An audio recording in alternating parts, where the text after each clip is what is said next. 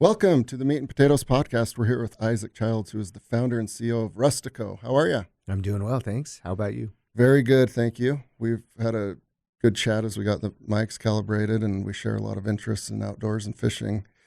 I wish we could talk about fly fishing. Maybe that's another podcast. But we're Absolutely. here to talk about Rustico and tell us a little bit about what you guys do and the founding story. Sure, yeah. So Rustico is a designer and maker of handcrafted quality leather goods.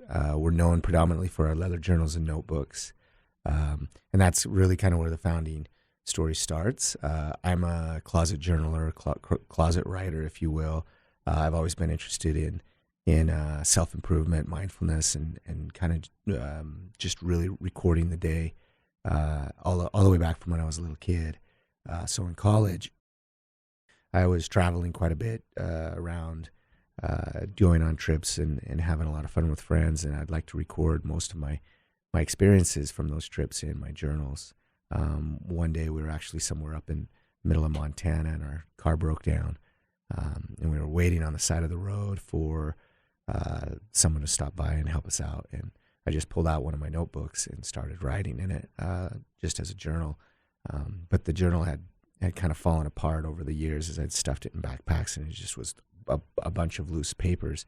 A big gust of wind came up and just blew all of my journal notes and writings from the last 2 years across the road and into the field on the other side of the street. And I just was super frustrated with that. So I set out on this mini quest, if you will, just, hey, where do I find a notebook that was indestructible, that was durable, could go in a backpack, hike across Europe, or travel down to South America without getting destroyed. And that's kind of where Rustico came from. Our Traveler's Journal notebook is a hand-sewn, really high-end linen paper, soft leather-bound journal that was the core product. And so I developed that really just for me. And then about a year later, me and a couple buddies who actually were two of the founders had a marketing class at UVU. In that marketing class, this is back in 2001, when we're just learning about how to even sell on the internet and create websites. And that marketing class down at the bottom of the syllabus at the start of class said, hey, if you build a website and sell $20,000 worth of product, you get an instant A in the class. So me and my buddies were instantly like, hey, let's do this. Let's use these leather rough sewn leather journals that I made, and let's build a website and see if we could sell some product. And luckily for us, Disney actually jumped on, saw our website, and wanted a specific type of leather journal that we created for them for a promotional giveaway they were doing for one of their upcoming miniseries at the time called Storm Stories. So that we got the A in the class, $20,000 later, and with the momentum that carried, along with a couple other local stores like Sundance that picked up our products, we decided to jump in and really make a go at it for the next 2 years. Those 2 years turned into a 5-year stint. So I actually ended up jumping in full time instead of finishing my education and just really never looking back. So that's really kind of where Rustico started. Very cool. Yeah. I love these stories where the pain point was yours and you were unsatisfied with whatever was in the market and built something better. I love, like, $20,000 back then. It's not a trivial amount of money, but that's your A. And I love that it was a big Fortune 10 company that was one of your first customers. Very cool. And so the importance of journaling, I think, is not lost on a lot of people, right? My favorite president, Teddy Roosevelt, was a prolific writer, author, and journal keeper. And the world's a much better place because of that. And that example could be used a billion times over, right? Yeah. And it's therapeutic and helpful for accuracy and all sorts of things. And I love that you've been able to build a product and make it useful and easier for folks to do that. So at the same time, though, you've got to figure out how to sell it. Mm-hmm. A lot's changed over the last 20 years as far as all the tricks and the SEO and the bells and whistles of how to do that. So you've also had to learn how to be fairly technical and on the marketing side. How did that process go? between you and your founders? Yeah, so initially, it was a pretty long, slow process. Those first 5 years, we actually, shortly after building the website, we quickly actually turned to wholesale retail. And we started actually exhibiting at trade shows across the country. We also jumped into more of the B2B space because we made everything here in the U.S. And that was something that was super unique even back then. Because we could make things really quickly, we could do small runs, we could do handcrafted, made, not produced style of craftsmanship. There was a great niche that we were able to kind of get into there. So for the first 5-6 years, we actually largely neglected the e-commerce side of the business, and I think that was still in the growing phase of that era, and where we were obviously wanting to sell product and get our name out there. We had these other avenues that just made more sense at the time. Yeah. As we grew, though, about 7 or 8 years in is when we really had more capital. We bootstrapped this, if you will, largely with our own cash at the time, and so we just went slowly.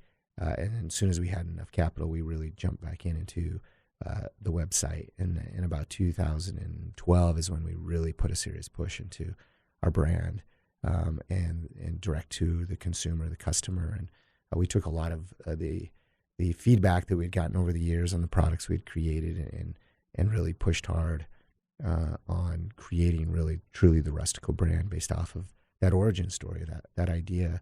Teddy Roosevelt's also one of my favorite presidents. Probably not my favorite, but very dang close. And I love the fact that he was a prolific journal writer. There's a lot that we've been able to gather from the insights of him because of that. So, and I think there's definitely plenty of stories around influential people over history that have really made an impact after the impact they made while they were alive because of the writings that they left in pen and paper. Yeah. Even the world's best biographer wouldn't be able to do a really good biography if they didn't have the person's actual journal and letters back and forth and all of that. It really ties it all together. All right. So now in 2022, you mentioned you've got these different sales channels, B2B. You've got your own retail shop. Mm-hmm. Somebody can find it on a website and just buy one product. How does it look now as far as your diversification in sales channels? So I would say we have 4 main areas: D2C and e-commerce. We've split out. We used to kind of tie those together, but Amazon is its own beast for sure, and Walmart, a couple other areas online where we sell in some e-commerce databases, and then of course our direct-to-consumer channel. We probably do about 40% of our revenue is in direct-to-consumer, but only about 10% is in Amazon. And then it's about 10 across the other 4 channels, which is our promotional distribution side, which is more logos and large event based. Then of course our corporate side, which is really custom corporate for employees, for large events, for large corporations, and then our wholesale, which is our retail shops across the country. We probably have about 500 to 600 stores that carry our product. Most of those stores you'll find them in Jackson Hole or in San Luis Obispo or Main Street, USA. They're very much destination locations, and we really strive for those mom and pop boutiques that kind of bring a little bit of a nostalgic and not so much the boxes that are out there. So yeah, because your product is kind of a throwback. Obviously, it's leather. You've Mm-hmm. mentioned a few times, and leather has stood the test of time over thousands of years. Is very durable, trustworthy, pretty. Can get wet, can get scraped, can get gouged, and it just works. What is the learning curve to figure out good leather supply chains with leather? Who kind of led out on that with your team? Yeah, so that was largely me. I think my background is in creative product development. My other 2 founding partners, who are no longer with me, but one was more on the sales and the marketing side, and one was really more on the finance. So we actually created a really strong team because we each had our really good strengths. But the learning curve for leather is pretty strong. So when I first started, I was interested in making a journal, and leather really was only in the back of my mind for two reasons. One, just like you said, it's durable, strong, it's long lasting, it's completely versatile. And I had traveled to Italy. I'd seen all of the leatherback books that were there, and as a journal writer, it was kind of the top end of the journals, and so of course I wanted leather. And leather is unique. I mean, it is one of the oldest commodities out there, next to paper, next to flour. It's actually traded on the stock market, and I follow the leather commodity pricing pretty much daily because that is really super important in terms of your supply chain. When we first started this business 20 years ago, there was really solid U.S. Tanneries that we would use. Since that time, almost all of them, except for maybe two, are still in the States. The rest have gone elsewhere, still in North America, but the standards here and the cost to produce leather from what they call the blues, which is when it comes off the cow, is pretty steep, and so it just has gotten less and less affordable to create actually good leather. But leather is kind of like a pie. We have found, I mean, most of the time when people go into Tandy leather, they're buying really resold leather. So Tandy's picking it up from what's called a jobber or a supplier, and those guys are usually picking up oddluns or overruns from large companies like Stetson, Wolverine, these shoes manufacturers or that are making some massive amounts of leather, and those are from the tanneries. And so it took me quite a few years to really go back and find out, okay, how do we make the leather we want to make and create our own recipes for the designs. And one of the unique things about the leather that we create is it's designed and developed with certain waxes and oils in it so that it develops its own patina. Our tagline is "Leave your mark," and obviously with our journals, it's writing in them, right? You leave this legacy, but we also one of the biggest things that I wanted in our products was like I wanted to be able to wear it in, like, hey, it becomes mine over time as I use it. And that's the same with all of our products, our bags, our wallets, our wristbands. They come kind of like a new pair of shoes that are just a little bit tight. They require a little bit of use and wear to really become yours. And that's how we develop all our leathers. They're raw at first and then develop the patina as you go. Yeah. So, like a baseball glove or a good pair of cowboy boots. Yep. Good pair exactly. of work gloves. Yep. Very cool. So I love this because there's learning curves with old world stuff, as you mentioned, and then new world, like, all right, there's a new way to sell this or, some new algorithm or something, and you've got to combine the two, and then you actually have to make it, right? But it's, you're making things, you're not like producing, right? Or yeah. What do you guys? Yeah, interesting. Yeah, we say make, not produce. One of our biggest, probably one of our secret sauces, though, besides our product development, is our ability to produce it here in the States. That's super hard. Manufacturing is just tough in the U.S., and it's not a sexy business. If obviously with the technology that this valley is experiencing, that is 100% where everyone's focus is, and so manufacturing kind of gets kind of turned to the side as like, hey, this is something that we did in the 70s. In fact, we have kind of a little bit of an interesting story.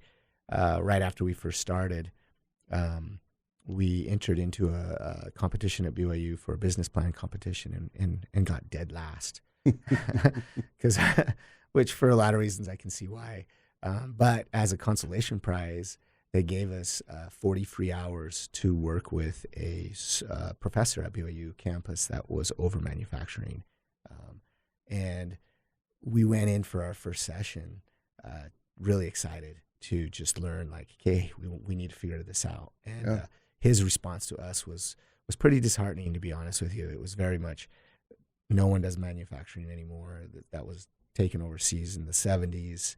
You're better off just figuring out how to source this in China, and you'll be much happier because of that. And we left that first meeting just really disappointed in the input that we got, and what all that did for us was fuel the fire. We're like, we're going to figure this out, and so we very much think we make the products. In fact, almost all of our products, we've calculated it out down to a science, and I think there's a minimum of 40 touches per product that is built in our facilities. But one of the most one of our secret sauces is how we've developed the process in order to still create a made product in a production way. Yeah. That gives it its uniqueness and still keeps that kind of legacy artifact feel that we're looking for. I love that. Good for you guys. Yeah. And I think you'll be right in the end. Well, hopefully. We'll see. I think you've been proven right already. And there is a big difference with your guys' product versus others. And I think people appreciate that. And I think, if done correctly, it's a good selling point. Yeah. I know a lot of people that will buy something if the story's cool behind it and if it's made in America. Yep. So I think you guys made a good bet there. So you mentioned at the beginning, kind of the three co-founders, you were kind of focused on product, started with a journal, and now you guys have a lot of different things. You've got belts, list off a few. Yeah, so we do belts, we do bags, wallets are pretty big, we do wristbands, we do a lot of portfolio type products, so legal pads, journal covers, we do dop kits or toiletry bags, if you will, makeup kits. We do artist cases and portfolio sleeves for the artistic community, and then a lot of custom stuff. So we do like wine totes and bartender cases and aprons, are to name a few. Some of the other products we also create specific in the journaling space is our templated logbooks. So like our hunting and our fishing and our fly fishing logbooks. We have a wine logbook, a golf log. Those are some of our very popular products and pretty unique to us. Yeah. So, and you and I were talking beforehand, and the favorite product that I've seen so far is like the fishing or hunting logbook, right? Beautiful leather, strong and durable, and then on the inside you've got to template it out, date, time, weather, animal or fish, and then the part for the journal, who you were with, all of this stuff. And, I made the comment, one day I'll be dead and the kids or grandkids could go through that. And if they still like me at the end of my life, they'd get a pretty big kick out of that, right? Yeah. They're not reading old emails or whatever. It's just in there. Yeah. And talk about memories and nostalgia. It's beautifully done. So how do you think up new ideas on products? And if there's any that you really like and it just doesn't measure out as far as an ROI, how do you make sure that your product and visions are out there, but it also makes money? Oh, that's a good question. I think that's a really tough one to do because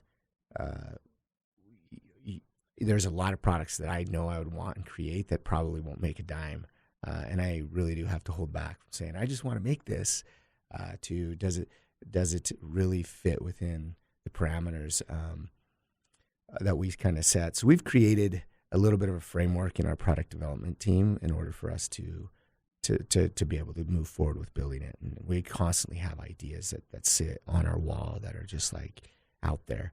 And then we filter them through this framework that we use.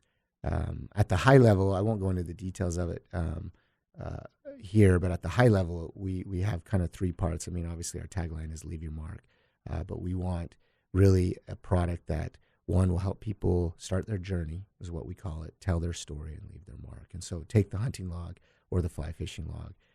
That was a product that I wanted to develop for me. Once again, another journaling type product, but fly fishing is one of my passions. It always has been.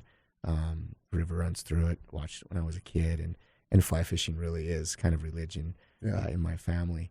And so having a book that, or a place where I could just write down these experiences and these secret locations and these secret flies, and at certain times this fish is here, and having that for me was really kind of how I built that out. And that product has quickly become one of our best selling products. Our hunting log is similar to that. And we at first, when we built that product, we weren't sure if it would sell, because we looked at that, we're like, what hunter really takes a logbook around? But it fits within the framework of that. Hey, start your journey, tell your story, leave your mark. And what we found when we did some research around hunting is that hunters are storytellers. They're just like fishermen; they all tell some pretty tall tales. Oh yeah. But half of the hunt is really that experience of getting that hunt finished, right? And what happened to that? Hey, we climbed 26 miles in the snow and up the hill, and we took our shot, and it tracked it for another 16 miles. Like, that story is really probably more important than even the actual kill. And so we found that was an incredible part of the story.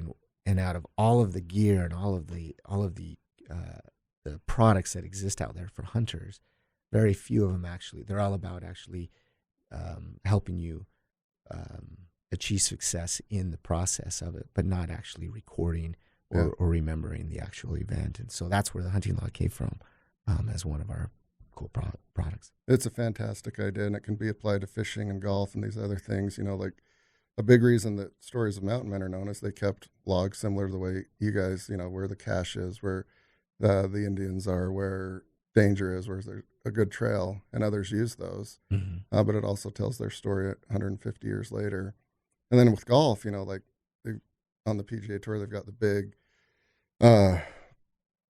logs in their back pocket that a normal golfer doesn't use, but that's years and years of notes and data from previous tournaments, right? Mm-hmm. It's tough for them to remember everything, but they've made notes each year and they build upon those notes. I just think it's a fantastic idea. All right, so with most things in the last 2 years with the pandemic, there's been supply chain constraints and just all sorts of things. How did it go for you guys? Yeah. Wow. 2020, March 13th, I think, was the day that we saw such a massive drop. I think everyone did, and especially in our direct-to-consumer sales. I think everyone just kind of pushed the pause button. And that was a hard go for us. I remember spending the first 3 or 4 days just really figuring out what could we do. I mean, obviously with the pandemic and the stay-at-home orders that came with that, my biggest worry was my employees. We have a lot of production, a lot of artisan workers that need to work. Unfortunately, they weren't able to be remote, and that was one of the hardest things for me to figure out, is like, how do I give them work during a pandemic when they're supposed to be home? So what really dawned on my team, in fact, I'll give huge credit to my team probably on this, is we realized immediately that one, there was a shortage of masks being made at the time. Obviously, a lot, and we had this manufacturing capability, and we have a ton of sewing machines. We have a ton of artisans. All we had to do is recalibrate the machinery to sew cloth, and we quickly shift and pivoted to that for the next 3 or 4 months. Oh, cool. Which really helped us kind of get through that first push, allowed us to keep my people employed, as well as a few others. And it also allowed us to kind of cover a need that was necessary at the time. It was never a long-term play for us. It was just something we wanted to do for those very reasons. Like, how do we help support the need that was out there, but also our people, knowing full well that, hey, as things come back online, we'll get back to work. And so that was really one way how we started that. Supply chain issues for us have largely been fairly minimal. I think mostly because we manufacture everything here in the U.S. We also buy probably about 95% of our materials here in North America. And one of the greatest things about leather is that it is a commodity. I mean, as long as the rest of the world continues to eat meat, we will always be a byproduct of that. So that's been pretty great. And I've worked pretty hard to develop some very solid relationships in multiple areas to maintain that. But that is something that is on my list and high up there in terms of priorities. Paper, on the other hand, has seen a massive change in the supply, which is causing some issues for us. Now, actually, not as much as a year and a half ago, but it seems like that everything's hitting us in the last 6 months or so. Yeah. On paper. And so that's been an interesting dynamic that we're still working through. But yeah, it's not without perils, whether you're a tech company or you manufacture leather goods and journals and all of that. Kind of hits everyone a little bit. So for you, you've made it this far. Really cool company, really cool products. What's the future hold for you guys? What's the next 5-10 years look like? Well, we definitely see ourselves expanding in growth. We actually have some great ideas on new products that are going to expand us outside of leather goods and accessories. Some of that will lead into the home market that we've done a lot of custom work there, but haven't really created our own product lines in. We actually want to continue to develop more content around our journals, which is kind of our legacy product. Most of our journals, though, are blank. I talked a little bit about how the hunting log and the fishing log have a template in them. Mm-hmm. One of the things we're finding, especially because of the pandemic, is this trend towards mindfulness. There really is a lot of mental health needs that have come up, and if you were to do a review across probably a ton of different methodologies out there, all of them recommend a journal and journal writing. So we are going to put together some content around different ways to do that and help guide people. We hope to coach people into ways that they can actually embrace journal writing. One of the biggest feedbacks we get that not worries me, but is something that I'm hoping to change is people don't know, they're scared of a blank page, and we call it, how do we defeat the blank page? And so a little bit of prompting, a little bit of guiding, and like, hey, this is how you can use this book. Because I believe everyone has a story to tell, not just the Theodore Roosevelts of the world. Yeah. And I think most of us are just too scared to write down what that is. We don't know how to start. So that blank piece of paper just gets really, really daunting for us. And it's made worse by the fact that we have so much digital technology and availability at our fingertips that we really are losing our touch in terms of putting pen to paper. Yeah. And you can have all that digital stuff with all the saved passwords and everything, but with this, all you need is a good safe, and you just keep all of these, and they're not going anywhere, right? Yeah. It's very cool. All right, last question, the meat and potatoes section of it. How do you manage your day and your time? What does a typical day look like for you? Wow, that's a good question. Well, here's what I try to do, and it obviously ends a little bit different. My mornings are mine. I usually don't get into the office till 9:30. I used to never be that way. I was usually in the office more like 6. Definitely needed to bring in some balance back in my life from some health issues I had 8 to 10 years ago. And so I really created these mornings that are for me. And so I'll usually spend the morning doing a workout. Because I'm a pretty big journal writer, I'll do some morning journaling, which I call Rise. And it's usually just gratitude in the morning and some affirmations, along with 2 or 3 things that will get me excited about the day and help me feel accomplished. And that's how I kind of prioritize the start of my day. And then, of course, I'll go into some productivity. And then, of course, the rest of my day is usually spent in executing on that productivity plan. And then at night, I will wrap up the day with just a follow-up on the morning, usually just looking at, hey, what did I feel for the day? What were some of the actions I took that brought me energy, which didn't bring me energy? And then finish with just kind of some either insights gained, knowledge, or people I met, and I'll try and finish out the day with just a one sentence, what I call a 1 line a day headline. So that's kind of how I'll do my day. Very cool. Yeah. Nice that you've got it figured out.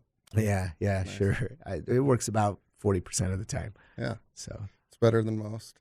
Very cool.